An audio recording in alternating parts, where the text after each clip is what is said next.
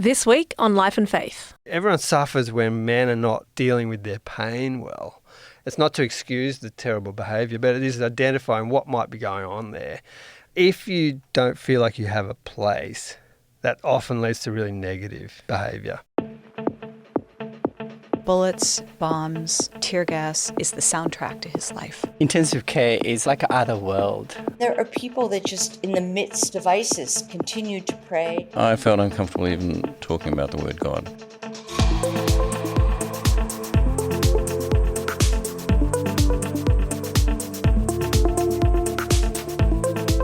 Welcome to Life and Faith from the Centre for Public Christianity. I'm not Simon Smart, I'm Justine Toh. Now, the reason I'm in the hot seat today is because I'm going to be interviewing Simon Smart because he's got a new book out. It's part of the Reconsidering series and it's called The End of Men.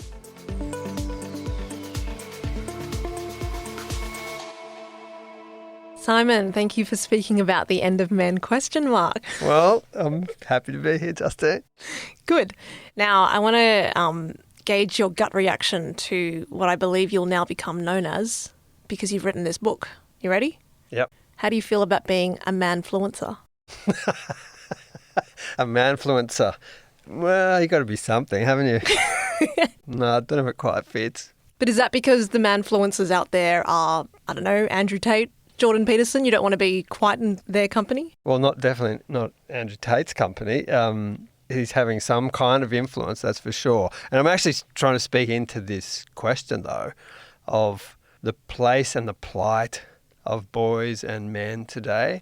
And both those people are speaking into that as well, some more productively than others. And so I'm concerned and interested in the way in which people respond to their place in the world at the moment, and sometimes in very healthy ways and sometimes not. So yeah, I hope it speaks into this in some way and adds something to the conversation. Yes, we will get into that. But right before we do, can you tell us about going to a school recently and giving a test drive of your masculinity talk that arises out of this book? What was the response of the staff in that school? Yeah, so I was speaking at a school and you're right, I'd written the book and it's just coming out, but I hadn't given any talks on it at that point. And so I thought, I will do this for this group. And I'd been speaking to them quite a lot, previous talks. So I thought, well, I'll kick off this talk by just getting them to talk to the person next to them and say, what do you think are the big challenges for boys today? And they were really talking a lot. There was a lot of animated discussion. And then we stopped and I got people to volunteer their thoughts. And they were hitting every key marker that I'd outlined in the book, which was so interesting to me. And they were really eager to identify what they saw as really serious challenges. So that was really interesting. And the other part to that, Justine, was that the first 9 hands that went up were women wanting to offer their thoughts. I was starting to think, are any men going to put their hand up here at all?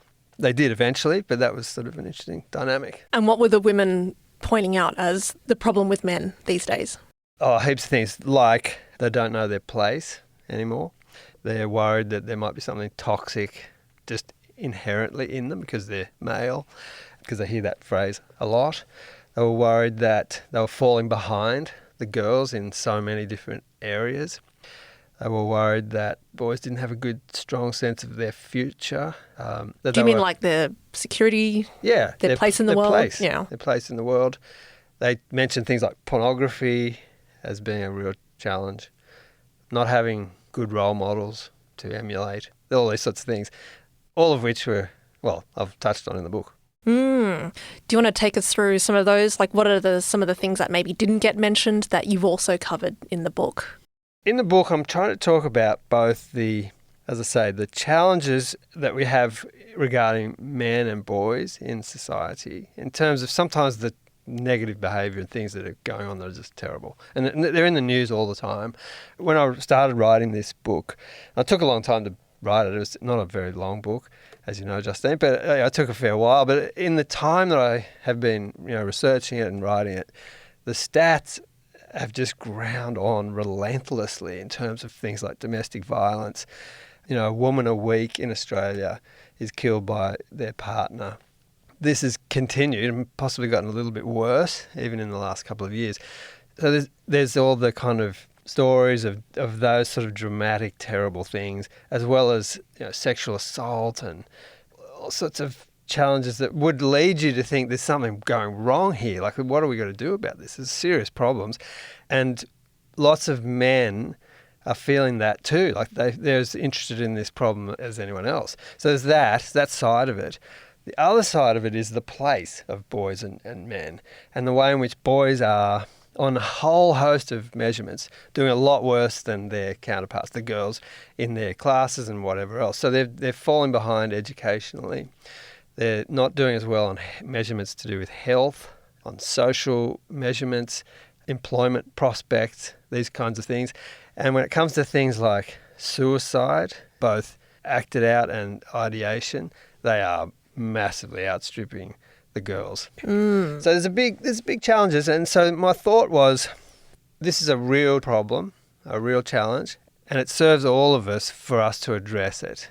I don't think it's going to help any of us if we just let this continue. Because there's all sorts of insidious ways in which boys are responding to this set of circumstances.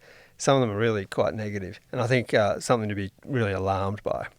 We'll want to go into that a little bit deeper, but can I get you to talk about what I believe is called the man box? Are you familiar with this term? It's a list of prescribed ways that it's okay to be a man. This is what real men are like. There's things like real men are stoic. They're not really emotionally articulate, maybe. Real men are the breadwinner in the family, the primary earner. Real men are not men who do domestic work so much. Does the man box or anything like that kind of come up in your work as well? Yeah, it does. And I try to draw really quite vividly contrasting picture of a male environment that I've been in. So one where it's really quite healthy and holistic and broad and celebrating all sorts of different ways you can be a man. And then one that was really not as healthy. And Hang on, do you mean the schools? Is that what you mean? Yeah, in this case it was, in my case. So I was contrasting my school life with one that I ended up working in as a teacher. Right. And so I was just reflecting on the way in which our understanding of being a man has changed a lot since I was young.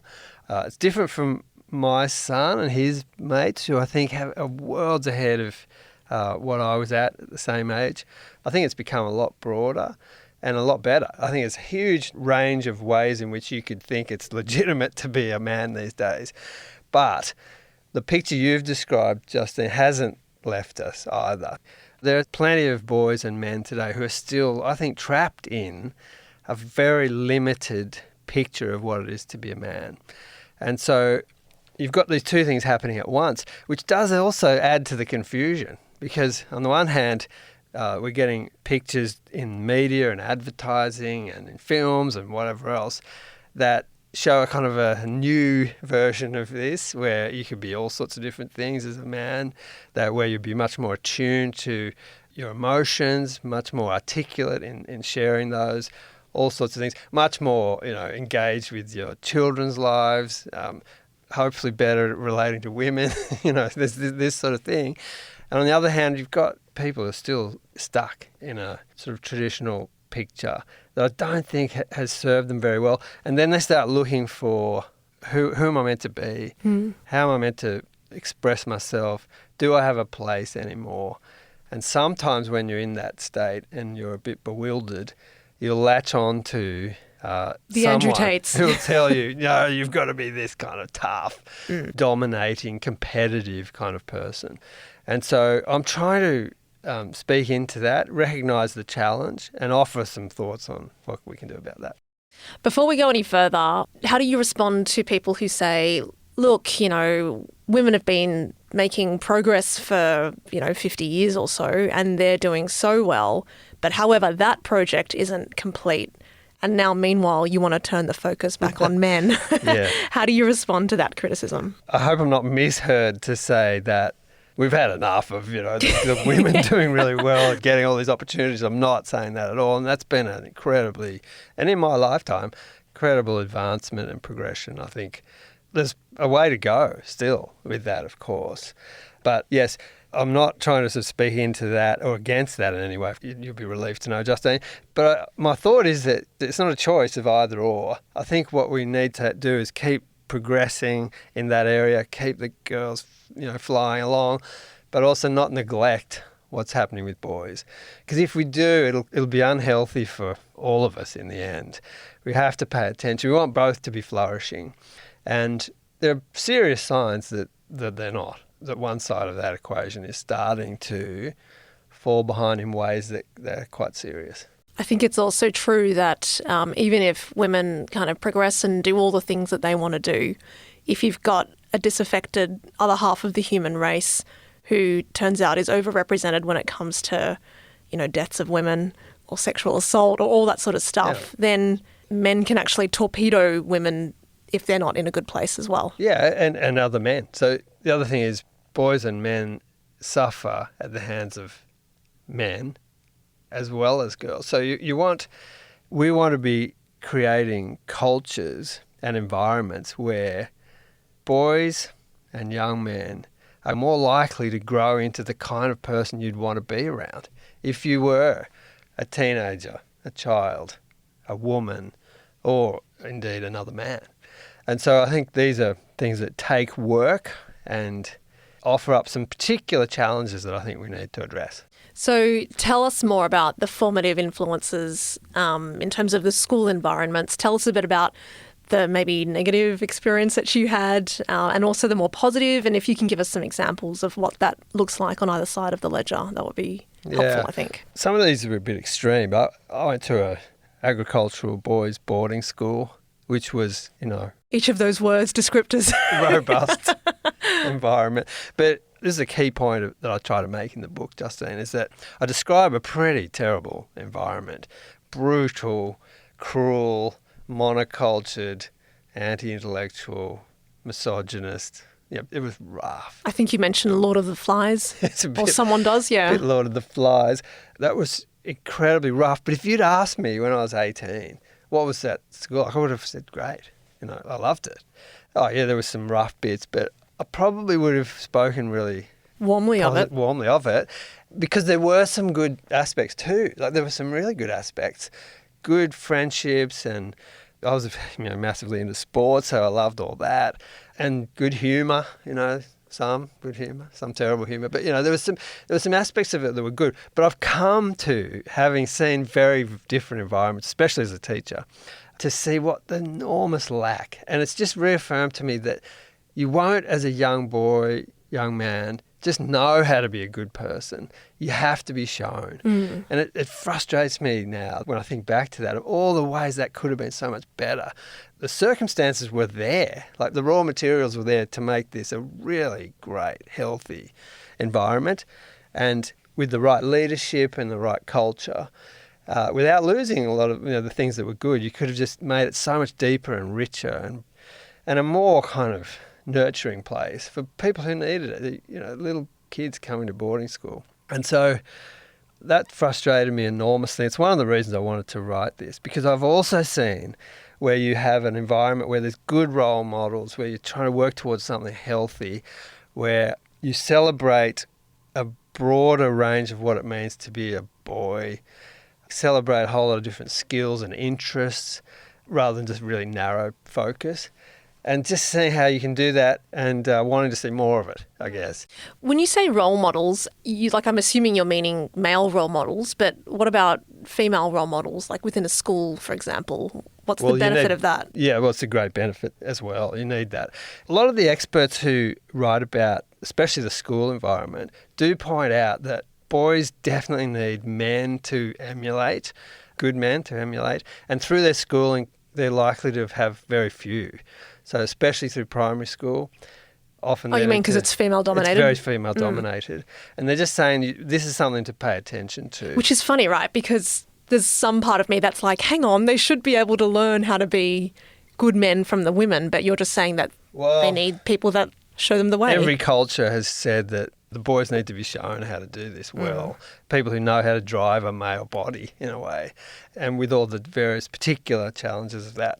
I mean, there were almost no women at school when I was at school, in an all-boys school, and that wasn't healthy. So don't hear me that I'm saying we shouldn't have the women totally. around. So you need both for sure. But I just think there's a real lack actually of male role models. And it's not only that. I remember talking to Bruce Robinson, who's done a lot of work in this space and particularly in developing better models of fathering.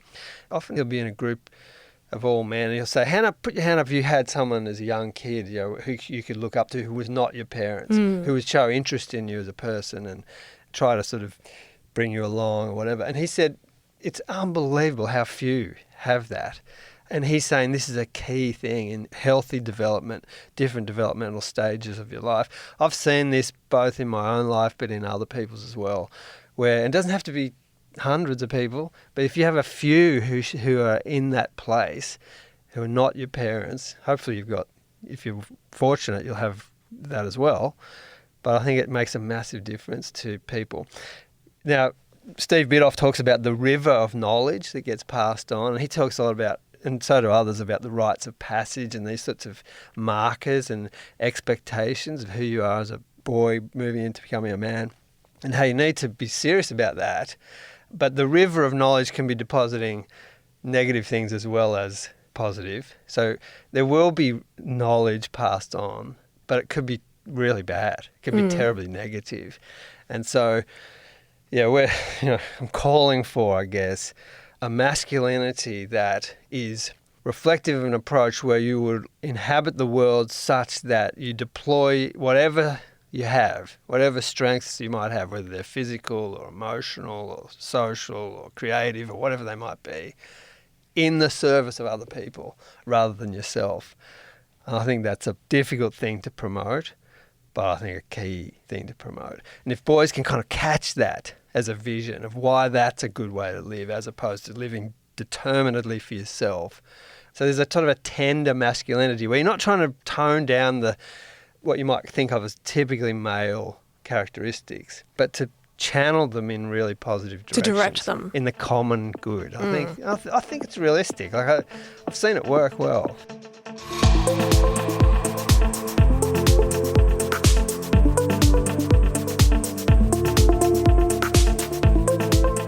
You're listening to Life and Faith with me, Justine Toh, and I am interviewing Simon Smart about his new book, The End of Men. Can you give us some examples of what you're talking about? Yeah, so where you have, and this doesn't get everyone and it doesn't get every situation, right? Well, young boys are growing, they're developing and making mistakes, and you should allow for a bit of that. There needs to be room to make those mistakes. But I have seen examples where the boys have caught the idea that they would protect weaker people rather than just dominate them and punish them. So I've seen that. I've seen examples where boys would direct peer pressure, we nearly always think of as a negative thing, and it very often is, but directing peer pressure in a good direction. So it's sort of steering the group towards better behaviour of respect and kindness and generosity and those sorts of things. The other thing that I saw, which was very lacking when I was young in the environment I was in, was a celebration of different interests and skills and a broader range of those things. And so I loved seeing boys who could just be free to be, in the musical or whatever, or be a great singer or a musician or in the play or whatever else. This might not be very sort of unusual for you, Justine, but I can tell you now, those sort of people were not going to thrive at where I grew up. So just seeing that and seeing the way other kids who weren't that but could celebrate it. And I saw a couple of examples where there was a guy who, when I first started teaching here in a school in Sydney, there was a guy who was in the first 15 rugby, first 11 cricket. Okay, great. He was also a virtuoso violinist and a really top student. I mean, he was a standout. Clearly exceptional, yeah. But at the same time, I remember thinking he couldn't have existed at my old school. So that was sort of a picture of, this breadth of what it is to be a man, a boy, and to celebrate that. But I do think it takes great leadership. It takes intentionality. You have to be thinking about it, programs and deliberate mentoring of boys in these directions. Because I think left to their own devices, they're probably going to go down Off into the paths we'd deep end. rather they didn't. Yeah. How do you feel then about single-sex schooling? Because are you saying that an exclusively all-male environment can actually be super positive? Because the mainstream idea, I suppose, especially in this move to make all these elite boys' schools or single-sex schools co-ed, the idea is that, they're going to have to share the world with women, so they may as well, go to school with girls in the first place, and then we can socialise them that way. Yeah, no, it turns out I also had a little run last year where I was sort of called upon to write about, and then I think I spoke about it on a television program about single-sex schooling. I became the single-sex schooling person for a while there. But I'm not actually a massive advocate for that. I think there's great benefits in co-education, and I think there are some in single-sex schooling as well. So I think that's horses for courses.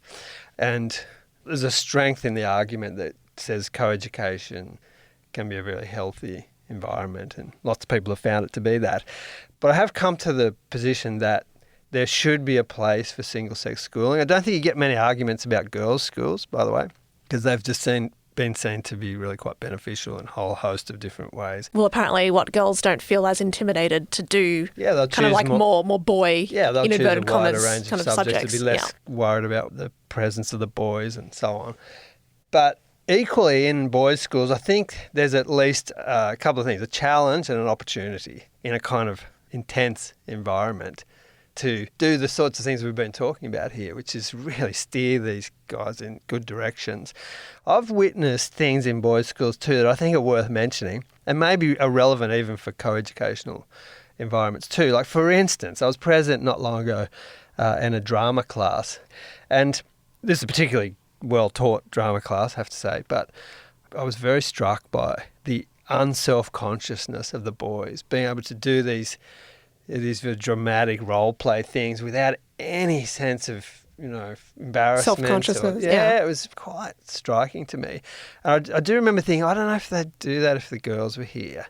I know I wouldn't have. As a boy, I would have been super awkward about that. There are particular needs of boys and girls, and whether it's co-ed or single-sex environments, I think they need attending to, and sometimes that'll involve separating them out and doing particular things with them.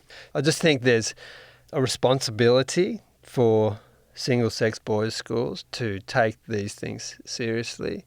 But again, I think enormous opportunities, and I've seen it go well, so it makes me think, there's a place there, and they should take those chances and make them, last a long time, so that the boys that are going through these environments, when they're 40, you can say that's the kind of person we were trying to develop.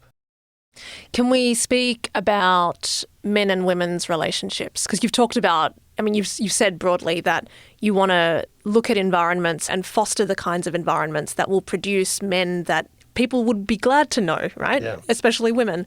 What are the current, limitations of male-female relationships, I suppose, as you've explored them in your work, and what is the possibility of how things could get better?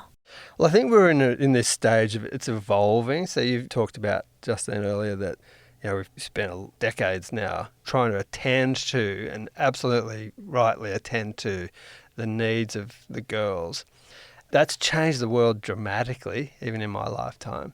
But I feel like we're in this stage now where we're still trying to work out what that looks like. You see it all the time in family relationships. So men are, I'm very glad to say, heaps more involved with their kids than they were perhaps when I was a little fella. And that's been fabulous. But I do think there's this sort of tension now trying to work it out, like division of labour. What does it mean to be more involved? Who's doing what? Those sorts of things. So we're still in that stage of sort of working that out. Also, I think for a lot of boys, they're just not sure of their place anymore. I don't think it's been very helpful, this widespread use of toxic for masculinity, because I think it leaves, because there's definitely toxic behaviour, but I think you sometimes are left as a boy feeling like, well, might there be something inherently toxic about me? And when you're in that situation, it doesn't usually serve anyone well. Like, it tends to have negative results, and sometimes even worse, you sort of latch onto these sort of unhelpful character to say, oh, no, you're not. You're really great and you should keep being, your selfish self. So I think we're in a process of working it all out. But I do think that women will be served well in the end if both men and women are flourishing. That's a big challenge. We might say, well, men are still dominating boardrooms and they're the CEOs and all this sort of stuff. I think that's true. But we shouldn't forget there's a whole host of, and Susan Faludi makes this point, she's a well-known feminist writer, heaps of people are subject to that kind of person, the leaders and the sort of alphas, if you like, including lots of, most of the men. Most of the men are not feeling like they're in this position of power and dominance. They're feeling subject to it as well. And it might feel a bit like special pleading, but it's not that. I'm just trying to say we need both to be have a sense of called into being the best version of themselves they can be, develop their talents, grow themselves as a person, grow up. Be a man, right? Grow yourself up, Stop being emotionally as mature as you were when you were 5. We want boys to be like that. We want them to be emotionally mature and emotionally literate, so that they can cope with it. You and I had this discussion a while ago where I think you said actually that everyone suffers when men are not dealing with their pain well. And some of what we're seeing, I think, is that it's not to excuse the terrible behaviour, but it is identifying what might be going on there. And so understanding the, shame and feeling disempowered or dislocated or something, if you don't feel like you have a place, then that often leads to really negative behaviour. Do you mean like a reassertion of entitlement? What do you mean by that? It can be that, yeah. One of the women who I spoke to at the school put her hand up and said, if the boys are left feeling like the only thing they've got left is their physical power, they're likely to use that. And that was a bit chilling, because it is what we see a lot of the time, with terrible, shocking kind of results. Simon, I just want you to lean a little bit further into the male-female relationship thing. What's your vision of how men and women might better relate to each other? And I mean in a romantic sense, in a friendship sense. I think sometimes, perhaps with older generations of men, their wife or their partner becomes their emotional outlet. Does that make sense? Yeah. How do we not have that? But also, I'm believing that your vision of what a new man should be or what a tender man should be would have enormous benefits for women as well. I really think so. And one of the places that we came down to in the end on this, as I talked to lots of people about this, and experts and educationalists and social researchers and so on, was the idea of the lens of love being the thing that drives your behaviour, and the sort of radical mutuality of men and women that I think we can strive towards. And that lens of love is this notion of you're willing the good of the other person, just your sort of deep motivation. And that would affect so many things if we were able to clearly see that lens more often than we do, frankly. And that would affect our romantic relationships if you're not just grasping for whatever's going to please you, but you're interested in the other person. The issue of consent is an interesting one, because this is talked about a lot now. I think really importantly, it's a very important conversation. We hear about it a lot in schools, and that's a start. It's a really important start. But doesn't feel anywhere near enough to me. And so I wrote a little bit about this in the book, where you feel like you need something much more substantial that will guide your behaviour in a whole host of different relationships. But imagine that lens of love, willing the good of the other in all of these places. I think that would make a massive difference to how any of this plays out, regardless of whatever type of masculinity you happen to be or that you've kind of curated for yourself. If what you've seen, and that's come through community and school and family and whatever clubs you're part of, if we were able to capture that sort of vision of that loving lens, looking for the benefit of the other person and seeing why that's a full life, which everyone who are experts in this is telling us that's actually where you get your fulfillment. I think it does make a huge difference. And you mentioned sex, and I wanted to say in the book, I only touch on this because it's really important to do it, but pornography is a classic example of this, which is all about yourself. As a man, you mean? Yeah, or whoever's viewing pornography. It's an utterly kind of selfish exercise. And if you have this lens of love when it comes to this, I think it changes everything. It changes the perspective of what you engage with. Also changes your perspective on the person that you're viewing, because there's a whole host of terrible sex slavery and so on that goes into this. And so I just think that's an entirely different perspective once you've adopted it. And so it's just one example of how some of the things that we're now recognising as really insidious problems would be changed enormously if we were able to convince people that this is actually the pathway to a full life. You mentioned the social research saying that this lens of love kind of can make everything better. I'm sure as the director of CPX, you're there going, well, of course, because this is all downstream of, I suppose, a Christian ethic. Yeah. Would you say that's right? It is, and I do get to that in the book where I talk about Jesus as a model of healthy masculinity. And, irrespective of your theological beliefs, I think this is worth some attention. We think about what Jesus was like as a person, the way he engaged with everyone around him, the powerful, the weak, the way he engaged with children, the way he engaged with women, the way he engaged with his friends, is really quite a stunning portrait. And someone made the point to me that remains as current today as it ever has. It hasn't gone out of date the way Jesus was. And I think you can look at that without any sort of embarrassment to say this is what healthy masculinity looks like. I pick up on some of the work of Andy Crouch when it comes to this, where he talks about the way in which Jesus embraces his full humanity, which does involve both your agency or authority or power of some sort, as well as your vulnerability. So Crouch is saying you need both things to be operational in your life, where you're recognizing your vulnerability. We're all vulnerable. Jesus' life begins as an incredibly vulnerable, tiny child. It finishes, writhing on a Roman cross in the most terrible, vulnerable position. Everything in between, he is showing that he has agency, has authority, that he deploys in every instance in the service of other people. So I think it's a really great picture, actually, of what we could aim for in terms of this is the sort of a full life, and this is the sort of life we can emulate. And there's enormous rewards in doing that. What are your hopes for the book, and who needs to read it? Well, I hope it injects something positive into what I think is a really important and urgent conversation.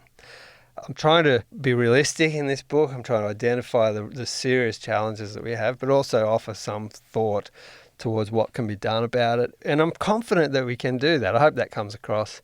Anyone could read it, young or old, male or female. Particularly, I guess, it would seem to be relevant to parents and teachers and youth workers and chaplains and school principals and people who are in a position to influence the culture in which our young people are coming through and curating environments that are attending to these challenges such that the boys that we're going to come through, whatever the environment is, are going to see a vision of a full life that is not about determinedly living for myself. It's not about dominating other people. It's not about lashing out when I'm feeling shame or embarrassment, but it's actually accessing both their agency as well as their vulnerability, putting those together and saying, I can serve the common good, I can serve other people, and in that way I'm going to live a full life. I think it's possible. I'd love to see this make a small contribution to that.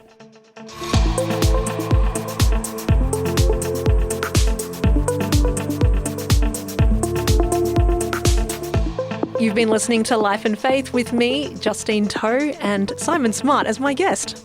If you've enjoyed this episode, please do share it with someone who you think will get something out of it. You can also leave us a rating or review so that other people can find out about Life and Faith. We'll also put a link to The End of Men and where you can buy it. A big thanks to our producer, the tenderly masculine Alan Douthwaite. Next week, Every young person comes to school with what we call a worldview, a sense of what their core beliefs are, what their core passions are, and those are shaped by their experience and background.